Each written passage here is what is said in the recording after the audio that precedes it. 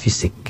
Jadi sana ada latihan sejenis komando begitu, yang ya sukar untuk dibayangkan gitu. Kalau sebahagian orang tua melihat anaknya dilatih mungkin harus menangis begitu.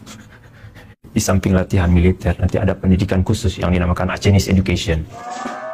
Hasantiro menekankan konsep perang gerilya. Hingga 1990, sedikitnya 800 pemuda Aceh mendapat latihan militer di Libya. Konsep yang Wali ajarkan lah konsep perang gerilya begitu. Jadi bukan perang frontal begitu, karena tidak mungkin berapa jumlah tentara GAM gitu yang ingin lawan tentara Indonesia, ya kan? Kalau waktu itu kita katakan mau ikut GAM, ikut Aceh Merdeka, kan banyak orang yang mentertawakan. Dikencingin aja kita sudah habis begitu. Tapi karena ideologinya ini yang membuat kita bersemangat dan berani membuatnya.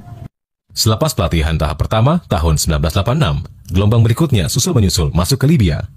Latihan militer di Libya marak hingga akhir 1990 dan marak kembali menjelang reformasi. Para pemuda Aceh pergi ke Libya lewat 3 rute.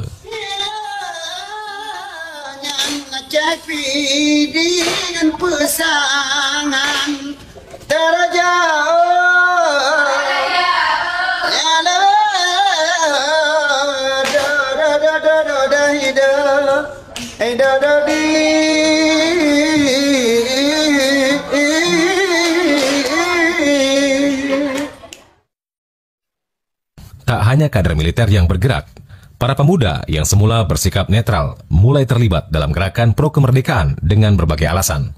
Salah satunya adalah Munawar Liza yang berkiprah di sejumlah negara seperti Thailand, Mesir, hingga Amerika dan Eropa. Meski Hasantiro lari ke luar negeri, Jakarta tetap memarkir puluhan ribu tentara di bumi Aceh.